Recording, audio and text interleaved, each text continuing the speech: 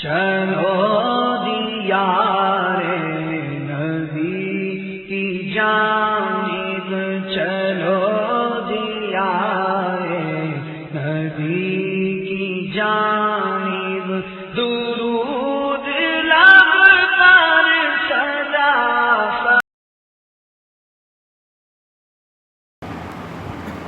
الحمد لله رب العالمين، والصلاة والسلام على سيد الأنبياء والمرسلين وعلى آله وصحبه وذريته أجمعين، أما بعد. فقد قال الله تبارك وتعالى في القرآن المجيد: أعوذ بالله من الشيطان الرجيم، بسم الله الرحمن الرحيم. تبارك الذي بيده الملك وهو على كل شيء قدير، الذي خلق الموت والحياة ليبلوكم أيكم أحسن عملا.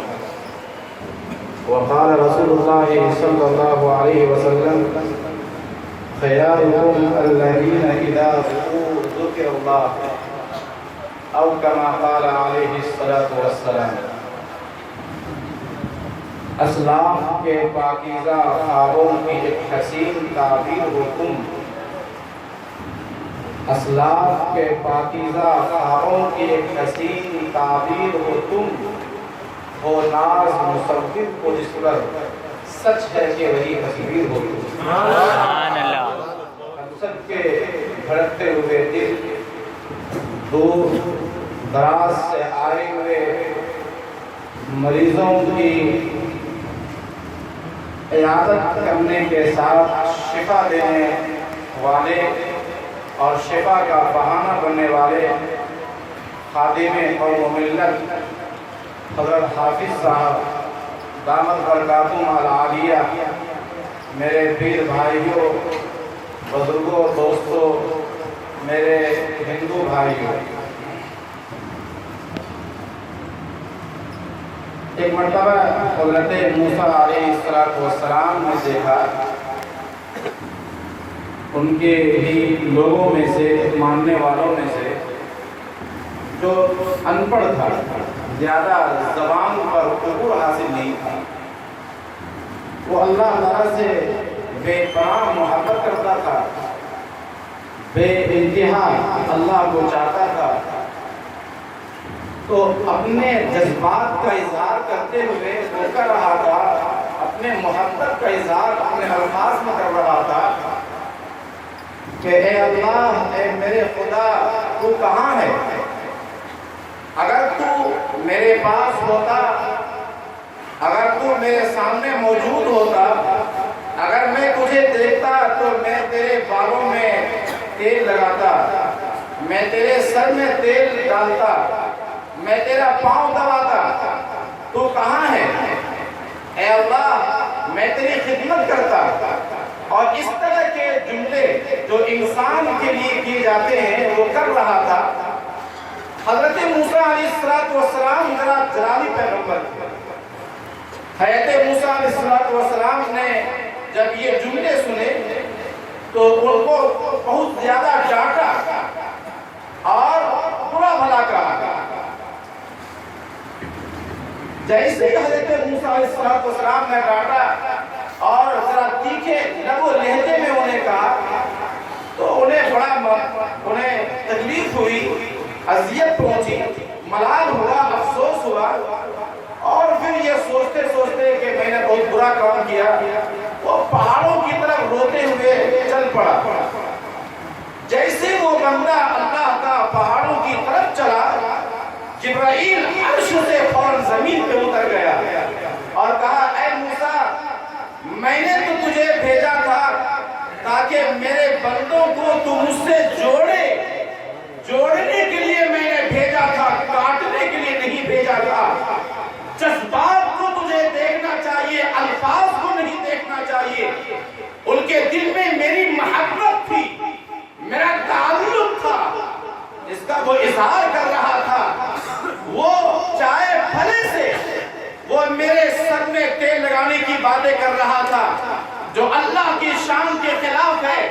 اللہ ہم جیسا نہیں ہے کہ ان کو سر میں تیل لگایا جائے وہ ہماری خدمت کا محتاج ہے، یقیناً یہ اپنی جگہ پر ہے، لیکن اللہ نے جبرائیل کو بھیجا اور یہ بتایا کہ یہ رسالت کے منافی ہے، اس لیے کہ آپ نے میرے بندے کو مجھ سے کاٹ دیا۔ اس سے پتہ چلتا ہے کہ اللہ کے یہاں ہمیشہ جذبات کی رعایت کی جاتی ہے، جذبات کو اللہ دیکھتا ہے، اخلاص کو اللہ دیکھتا ہے۔ ایک مرتبہ بنی اسرائیل کا کوئی آدمی جا رہا تھا، ریت کا پہاڑ دیکھا، غریب تھا، زبان سے بولا اے اللہ اگر مجھے اتنا آٹا ہوتا میں تیری راہ میں قربان کر دیتا۔ فوراً اللہ نے فرشتے سے کہا نام اعمال لکھنے والے سے کہ اتنا ریت میرے راستے میں خرچ کرنے کا ان کے نام اعمال میں ثواب لکھو، اس لیے کہ میرے یہاں عمل کا نہیں اخلاص کی ہم قدر کیا کرتے ہیں، اخلاص کی ہمارے یہاں قدر ہے، محبت کی ہمارے یہاں قدر ہے، جذبات کی ہمارے یہاں قدر ہے۔ اگر ہمارے جناب عبد المجید صاحب اور اس طرح کے لوگ جو یہاں کھڑے ہو کر کے اگر کوئی بات کہیں اور ان کے لب و لہجے میں کوئی فرق آ جائے، کوئی کچھ اور بولنا چاہ رہے تھے، کچھ اور بات نکل جائے، میں فخر کے ساتھ یہ بات کہتا ہوں کہ آپ کے جتنے یہاں مریدین ہیں اور جنہوں نے آپ کے ہاتھ پہ بیعت کیا ہے، رب کعبہ کی قسم وہ اس رشتے کو اپنے خونی رشتے کو بھی قربان کر دینا چاہتے ہیں، وہ اس رشتے پر اور اس نسبت پہ اپنے سوچان کو قربان کر دینے تیار ہیں۔ ہر مرید میں اور آپ کے پاس آنے والے ہر شخص میں اتنی محبت ہے، اتنی الفت ہے، اتنا تعلق ہے، اور وہ بھی یہی کہنا چاہ رہے تھے، یہ کوئی الگ بات نہیں تھی،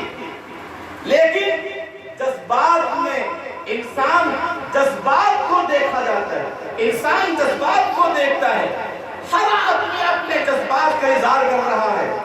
یہ حافظ صاحب سے نسبت سے جو تعلق کا انہوں نے اظہار کیا، ہمیں ان کے اخلاص، ان کے جذبات اور ان کے اندرون کو جھانکنا چاہیے، ہمیں الفاظ میں نہیں پڑھنا چاہیے، ہمیں یا حضرت کو ہماری عقیدت میں، محبت میں ایک ادنا برابر بھی کوئی شبہ نہیں ہے۔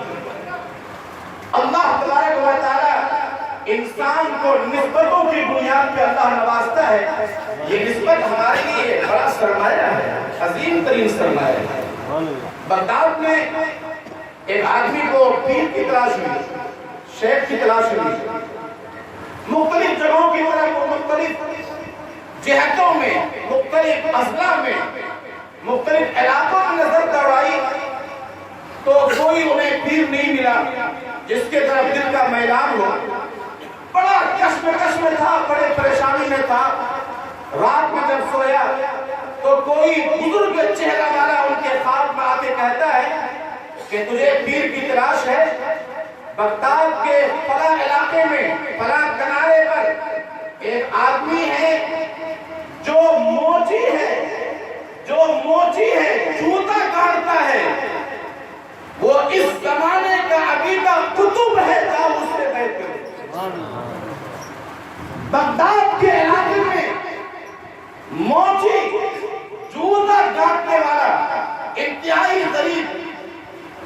اب وہ صبح اٹھا تو انتہائی پریشان ہوا، وہی جو اس نے اس کا چہرہ بتایا تھا، ایڈریس بتایا تھا، پتہ دیا تھا، سب کچھ بتایا تھا، تلاش کرتے کرتے جب وہاں پہنچا کنارے پر تو دیکھا واقعتاً ایک آدمی ہے پرانا کپڑا پہن کر کے، لیکن چہرے سے نور ٹپک رہا ہے اور وہ جوتا سل رہا تھا۔ ان کے قریب میں گیا، ایک سے ایک کیا اور اس کے بعد کہنے لگا کہ بھائی اللہ تبارک و تعالی نے آپ کو اتنا بڑا مقام کیسے عطا کیا؟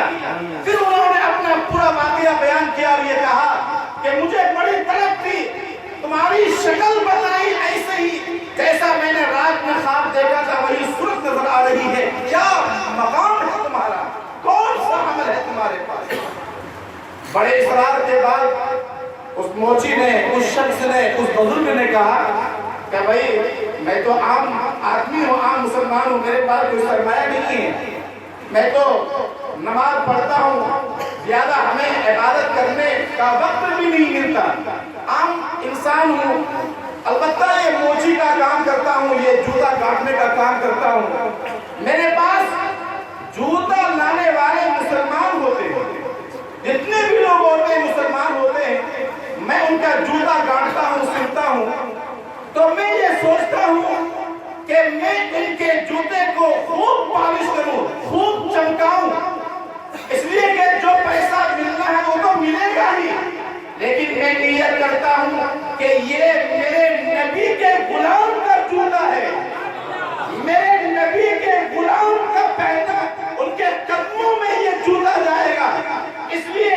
جس نبی پر میں ایمان لاتا ہوں اسی نبی پر یہ بھی ایمان لاتا ہے، جس نبی کی شفاعت پہ میری نظر ہے قیامت کے دن، اسی نبی کی شفاعت پہ ان کی بھی نظر ہے، اللہ نے یہ موقع دیا ان کے جوتا اور نبی کے غلام کے جوتا کو پالش کرنے کا، ان کو خوب میں پالش کرتا ہوں اور چمکاتا ہوں، یہ نسبت اللہ نے مجھے عطا کی، اس نسبت کی قدر سے اللہ نے رب کی بھی، اللہ نے اپنی بھی محبت دے دی، نبی کی بھی محبت عطا فرمائی، صرف اس نسبت کی بنیاد پہ کہ یہ نبی کے غلام کا جوتا ہے، نبی کے غلام کے جوتا، میرے نبی کے غلام کے جوتا کو میں پالش کر رہا ہوں، نسبت کی آپ قدر دیکھیے، اللہ کے یہاں اخلاص اور نسبتوں کی قدر ہوا کرتی ہے، نسبت کی وجہ سے اللہ تعالیٰ نے ایک عام جگہ سے کیچڑ سے اٹھایا اور ولایت کے مقام تک پہنچا دیا، مجھے فخر ہے، ہم سب کو اللہ تبارک و تعالیٰ نے نسبت عطا فرمائی، حضرت حافظ صاحب دامت برکاتہم کی، اور آپ کے واسطے سے یہ نسبت عطا فرمائی حضرت خواجہ اجمیری سے، یہ نسبت اللہ نے مقام عطا کیا جنید بغدادی سے، سرکار غوث پاک سے، صلحاء سے، تمام صحابہ سے، تمام اتقیاء سے، تمام قطب سے، تمام ابدال سے، یہ نسبتوں کی لاج ہے جو اللہ تعالیٰ نے آپ کی زبان پہ اثر رکھا ہے، آپ فرماتے ہیں یہ ہمارے خواجہ کی جوتیوں کا صدقہ ہے، یہ نسبت ہے دراصل جو آپ فرمانا چاہتے ہیں، یہ نسبتوں کا لاج ہے کہ اس دیار میں کوئی تڑپتا ہوا آتا ہے، اس دیار میں تو یہاں سے مسکراتا ہوا جہاں سے لوٹتا ہے، یہ نسبت کا اثر ہے کہ اللہ تبارک و تعالیٰ نے آپ کی نظر میں بھی وہ شفا رکھی ہے، یہ مختلف جو واقعات آپ نے سنا، آپ نے دیکھا، میں دہرانا نہیں چاہتا، یہ تو ہر میرے سمجھ میں یہ سمجھتا ہوں کہ ان میں سے ہر آدمی کو اٹھایا جائے، ہر ایک کے ساتھ واقعات پنہاں امنڈتا ہوا سمندر ہے ان کے سینوں میں، جو الفاظ کے تئیں وہ اظہار نہیں کر رہا ہے، ابھی 2 دن پہلے جمعہ میں جہاں مشل آباد میں پڑھاتا ہوں، دوست ان کا نام ہے، وہ میرے پاس آیا تھا کچھ دنوں پہلے، وہی جمعہ میں تقریباً 15 سال سے پڑھاتا ہوں، تو انہوں نے کہا کہ یہ بیماری مجھے کوئی تعویذ دیے، میں کہا میرا یہ لائن الگ ہے، یہ لائن الگ ہے، میں کچھ نہیں جانتا، اگر کہو تو میں پڑھ کے دے دوں، شفا تو اللہ کے اختیار میں، یہ الگ فن ہے، پھر میں نے حضرت حافظ صاحب دامت برکاتہم کا ایڈریس دیا، وہ آئے، پچھلے جمعہ میں بتا رہے تھے کہ جو بھی کماتا یہاں ناپلی طرف کام کرتا ہے یا ایک میڈیکل کا نام لیا، اس میڈیکل سے کما کر کے ہر ہفتہ 1 کنٹل یہاں سے دوائی لے جاتا ہے، لیکن جب حافظ صاحب کی مجلس میں حاضر ہوا اور جانا آنا ہوا، اللہ کا کرم ہے کہ ان دوائیوں سے نجات مل گئی، 3 دن پہلے کی بات ہے، یہ اسی مجلس کا اثر ہے کہ ایک قاری آپ کے سامنے بیٹھ کر پڑھتا ہے، فَبِأَيِّ آلَاءِ رَبِّكُمَا تُكَذِّبَانِ، ترجمہ نہیں سمجھتا ہے، آپ نے ہزاروں مجلسوں میں آپ نے قرآن سنا ہوگا اور پڑھتا ہوا دیکھا ہوگا، آنکھوں سے آنسو نہیں چھلکتے ہیں، یا کوئی بھی کھڑا ہوتا ہے، کوئی بھی بیٹھتا ہے، مجلس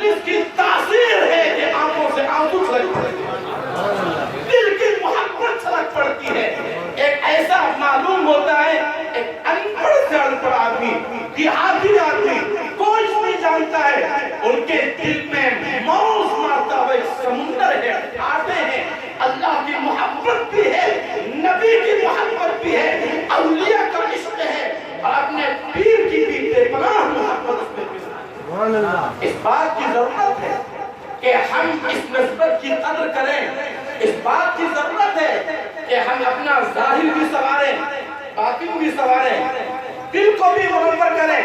یہ ہمارا دل یہاں سے جو جاتا ہے ایسا معلوم ہوتا ہے کہ آب زمزم سے اس کو دھویا گیا ہے، ایسا محسوس ہوتا ہے کہ دل میں کدورت تھی، دل میں گناہوں کی پرت تھی۔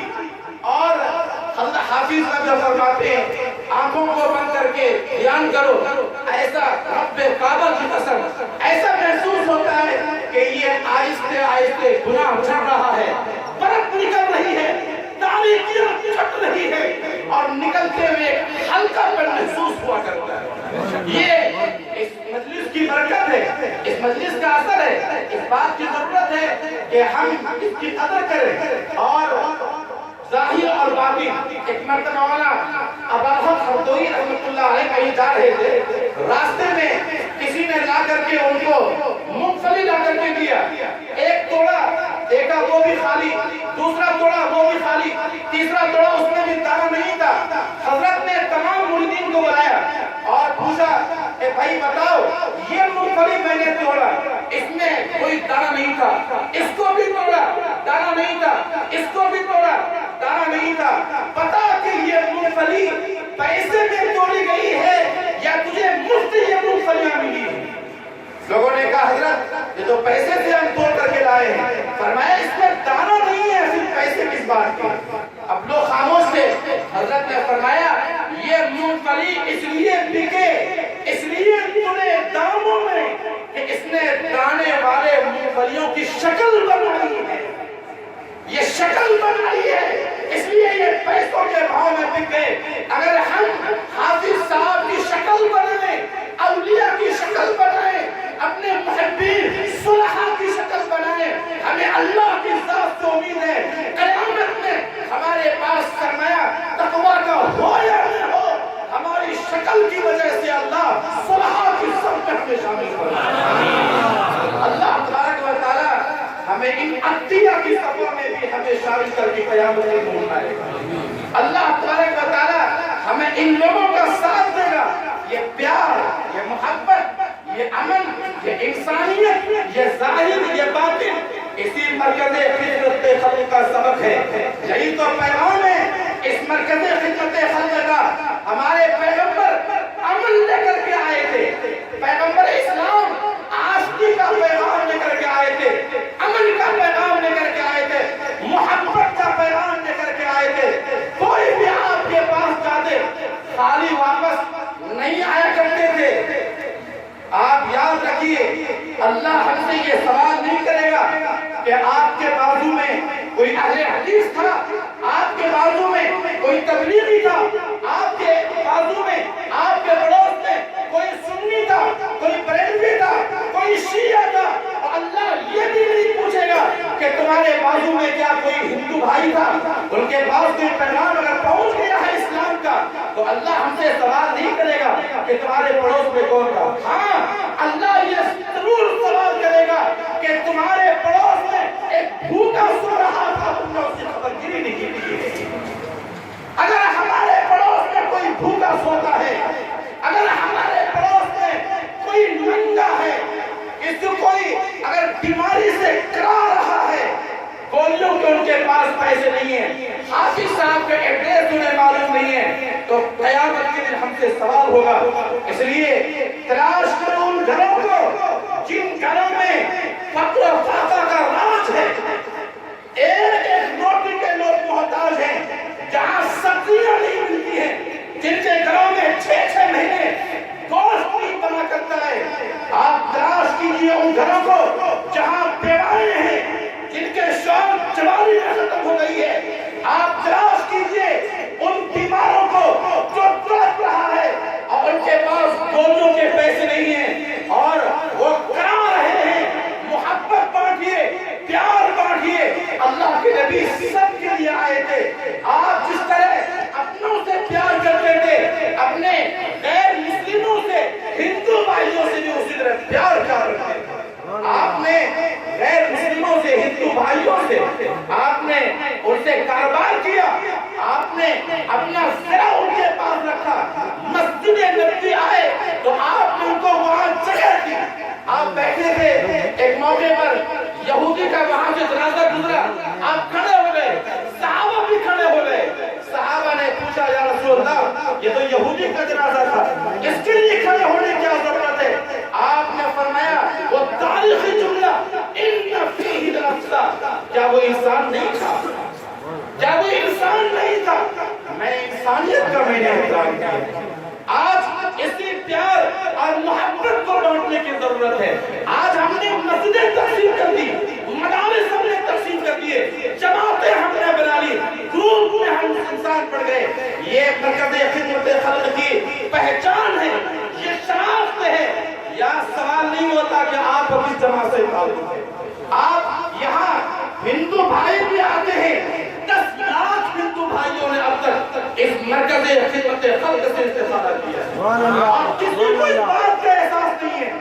اور ہمیں پیار ملا ہے، ہمیں محبت ملی۔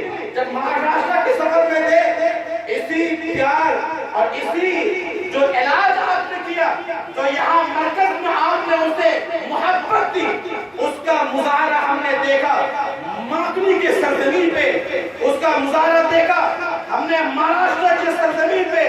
ان لوگوں نے اپنا گھر خالی کر دیا، اپنے پلکیں بچھا دیے حافظ صاحب کے لیے، اپنے پلکیں بچھا دیے ہمارے لیے، اور اپنے گھروں میں انہوں نے دعوتیں کی۔ وہاں جہاں کے ہزاروں مورتیاں رکھی گئی تھی، اس گھر میں جا کر کے ہم بیٹھے، آپ نے محبت کا ثبوت دیا۔ یہ محبت کی بات ہے جو اب تقسیم کرنے کی ضرورت ہے۔ انسان میں بھید بھاؤ نہیں ہے۔ حضرت آدم کی ہم سب اولاد ہیں، جو خون ہمارے بدن میں دوڑ رہا ہے وہی ہمارے ہندو بھائیوں کے بدن میں وہی خون دوڑ رہا ہے۔ وہی تکلیف جو اذیت جو آپ کو ہوتی تھی کسی مسلمان کی وجہ سے، وہی اگر کوئی غیر مسلم بھی ہوتا تو اس سے بھی آپ کو ہی تکلیف ہوا کرتی تھی۔ ہمارے جتنے اولیاء اور گزرے ہیں، آج اتنے مزارات ہیں، وہاں پہ ہمارے مسلم بھائی بھی جاتے ہیں، ہندو بھائی بھی جاتے ہیں، کھڑے ہو کر کے نیاز مندانہ حاضر ہوتے ہیں، اس لیے کہ جو قوم کے لیے کام کرتا ہے، انسان کے لیے کام کرتا ہے، اللہ کے بندوں کے لیے کام کرتا ہے، رب کعبہ کی قسم وہ دنیا سے چلے تو جاتے ہیں، قیامت تک ان کا نام باقی رہتا ہے، کوئی اس کے نام کو مٹا نہیں سکتا۔ اور یہی مرکز خدمت خلق کی پہچان ہے، یہ شناخت ہے۔ اللہ کب کس کو اٹھاتے اوپر کچھ پتہ نہیں ہے۔ ایک شرابی تھا، جا رہا تھا شراب پی کر کے، مست تھا وہ آدمی۔ اتفاق دیکھیے، جاتے ہوئے اس کی نظر پڑی ایک پرچے پر، اس میں لکھا تھا بسم اللہ الرحمن الرحیم۔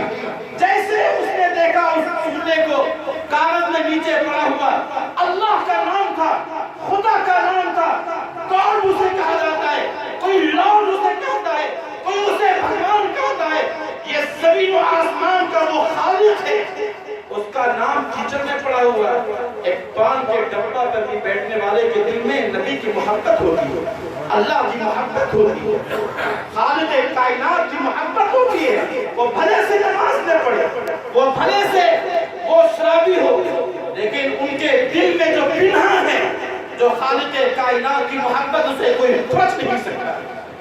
جب اس نے دیکھا وہی کھڑا ہو گیا، اور کھڑا ہو کر کے وہ جھکا، جھکنے کے بعد اسے اٹھایا، آنکھوں سے لگایا، کہا میرے اللہ کا نام یہاں نیچے پڑا ہوا ہے، آنکھوں سے لگایا، سر پہ رکھا، پیسہ نکالا، عطر خریدا، اس میں عطر لگایا، بڑے ادب کے ساتھ، بڑے احترام کے ساتھ لگایا، اور اسے جیب میں رکھا، سینے سے اسے لگایا، اور یہ کہا کہ اسے جانے کے بعد میں اس کو اونچی جگہ رکھوں گا۔ اللہ تبارک و تعالیٰ کا اس ادب کی وجہ سے ان کی ہدایت کا فیصلہ، اس کو احساس ہوا کہ کوئی پیچھے سے ہاتھ لگا رہا ہے، کوئی انہیں اشارہ کر رہا ہے، اور کوئی انہیں کیا پکار کے کہہ رہا ہے، کب تک تم شراب پیتے رہو گے، کب تک تم اس طرح زندگی گزارتے رہو گے۔ یہ جھٹکا لگا ان کے دل میں، بسم اللہ کا ادب کیا تھا، اللہ کے نام کا احترام کیا تھا، اس ادب کی وجہ سے فوراً انہوں نے توبہ کیا اپنے گناہوں سے. پیر میں جوتا نہیں تھا, چپل نہیں تھا, اور اس خالی پاؤں اسے توبہ کی توفیق ہوئی. اس کی یاد میں موت تک کبھی اپنے قدم میں جوتا نہیں ڈالا کہ مجھے اسی طرح مجھے اللہ نے توبہ کی توفیق دی. بعد میں وہ اللہ کے اتنے بڑے ولی بنے, ولایت کے مقام پہ وہ پہنچے. تاریخ انہیں بشر حافی کے نام کی یاد کرتی ہے. بشر حافی کے معنی آتے ہیں ننگا پاؤں چلنے والا, ننگے پاؤں چلنے والے بزرگ. یہ بشر حافی کے نام سے اپنے زمانے کے قطب, کہاں شراب پینے والے, اور ایک اللہ کے نام کے ادب کرنے کی وجہ سے اللہ نے جو فیصلہ کیا وہ ولایت کے مقام کو پہنچا. اور سیرت میں لکھا ہے کہ اللہ نے ایسا اللہ کے نام کا ادب کیا, اللہ کے نام کا ادب کیا. اس کا مطلب کیا کیا سلا. تاریخ میں لکھا ہے کہ جانوروں کے دل میں بھی اللہ نے اس کا ادب پیدا کر دیا. جس راستے سے بشر حافی گزرتے تھے اس راستے میں جانور بھی غلازت نہیں کرتے. کسی نے دیکھا ایک مرتبہ بشر حافی کے راستے میں کہ کوئی جانور غلازت کر رہا ہے, پیشاب کر رہا ہے, تو اس نے کہا, سوچا کہ ایسا لگتا ہے کہ ہمارے بزرگ کا انتقال ہو چکا. اور جب تحقیق ہوئی تو معلوم ہوا آدھا گھنٹہ بشر حافی اللہ سے چلا گیا, ان کا انتقال ہو چکا. یہ پیغام ہے ان مجالس کا کہ اللہ تبارک و تعالیٰ کا جو ادب کرتا ہے, احترام کرتا ہے. میں بڑی معذرت کے ساتھ میں آپ سے عرض کرتا ہوں, اس ادب کا ایک یہ بھی تقاضا ہے کہ حافظ صاحب کے آنے سے پہلے ہی ہم یہاں جمع ہو جائیں, کھانا دسترخوان کے ہمارا انتظار کرے. یہ خلاف ادب ہے, ادب کے خلاف ہے. ہم مغرب سے پہلے یہاں پہنچ جائیں. جب اتنا ہمارے دلوں میں محبت ہے تو اگر کوئی شدید مجبوری نہ ہو تو ہماری ذمہ داری ہے کہ حافظ صاحب ہمارا انتظار کریں, اس کے بجائے کہ ہم پہلے سے یہاں پہنچیں اور جتنی دیر ہو سکے ہم آپ سے استفادہ کریں. آپ کی یہ خواہش ہے, میں نے لکھا, میں نے اس میں کلندر میں آیا کہ خواہش کی آتی ہے کہ تمام مریدین متعلقین احباب اس جلسے کو کامیاب کریں, جلسے میں آئیں. یہ بات چل رہی ہے خواہش پہ. انسان کے دل میں محبت ہوتی ہے تو درخواست نہیں کی جاتی, کسی کو کہا نہیں جاتا, صرف خواہش کا اظہار کیا جاتا ہے. لوگ اپنے قدموں پہ, ان کے قدموں پہ اپنے جانے نچھاور کر دیا کرتے ہیں. صرف خواہش کا اظہار ہے. اسی لیے میں درخواست کا لفظ نہیں لکھا, درخواست کا میں لفظ نہیں لکھا. کیوں؟ اس لیے کہ یہ خلاف ادب تھا. اللہ کے نبی جان رہے ہیں سرکار, دیکھا ایک آدمی کی بلڈنگ بنی ہوئی ہے, آپ نے صرف پوچھا یہ کس کی بلڈنگ ہے اتنی بڑی؟ لوگ بھوکے اور پیاسے تڑپے, اور ہمارے کسی صحابی کی اتنی بڑی بلڈنگ ہے. صرف آپ نے پوچھا, آپ تشریف لے گئے, اور صحابی مریض ہوا, آپ کے مجلس میں حاضر ہوئے. تو اب آپ ان کی طرف دیکھتے نہیں تھے. دیکھیے اثر دیکھیے, صرف خفگی کا احساس ہوا کہ ہمارے نبی ہم سے رنجیدہ ہے. لوگوں نے بتایا کہ فلاں دن تمہاری بلڈنگ پہ نظر پڑی تھی نبی کی, سرکار کو یہ فرمایا تھا. اچھا, خواہش تھی ہمارے پیغمبر کی کہ یہ بلڈنگ نہ رہے, چنانچہ کچھ بھی نہیں کہا آپ نے, فرمایا نہیں. آپ وہاں سے آئے, وہ صحابی اپنی بلڈنگ انہوں نے توڑ دی لاکھوں روپے کے, اور کہا نبی کی خواہش پہ ہم جینا بھی جانتے اور مرنا بھی جانتے. یہ نبی کی محبت ہے, یہ رسول کی محبت ہے. اگر یہ جلسہ کامیاب کرنا ہمارے پیر کی خواہش ہے تو ہم اس خواہش پہ جینا بھی جانتے اور مرنا بھی جانتے. اسماء بنت یزید کی روایت ہے, آپ فرماتی ہیں, آخری بات آپ فرماتی ہیں, میں نے سنا رسول اللہ صلی اللہ علیہ وسلم سے فرماتے ہوئے ایک موقع پر آپ نے فرمایا, الا انبئکم بخیارکم سرکار فرما رہے ہیں کیا میں تمہیں سب سے بہتر آدمی کے بارے میں نہ بتاؤں کون ہے؟ صحابہ نے کہا یا رسول اللہ آپ ضرور بتائیں، یہ تو ہمارے لیے سعادت کی بات ہے۔ آپ نے فرمایا خیارکم الذین اذا رؤوا ذکر اللہ۔ اگر تمہیں یہ پتہ نہ چلے کہ کون کس کو ہم پیر بنائیں، اگر تمہیں یہ پتہ نہ چلے کہ کون اس زمانے کا بزرگ ہے، کون اس زمانے کا اللہ کا قرب اللہ نے اپنا ان کو عطا کیا ہے، کون ایسا آدمی ہے جن کو ہم پیشوا بنائیں، آپ نے فرمایا موٹے انداز میں کرامت کی بات نہیں بتائی، کیونکہ کرامت ہر انسان کے اختیار میں نہیں ہوتا، اللہ جب چاہتا ہے ظاہر کرتا ہے۔ آپ نے یہ نہیں کہا کہ ان کے ساتھ رہو، صحبت کر کے دیکھو، ان کو پرکھو، یہ نہیں فرمایا۔ آپ نے ایسی بات فرمائی کہ دیکھنے کے ساتھ ہی پتا چلے گا کہ اللہ کتنا بڑا مقام ہے اللہ کے۔ آپ نے فرمایا ایسے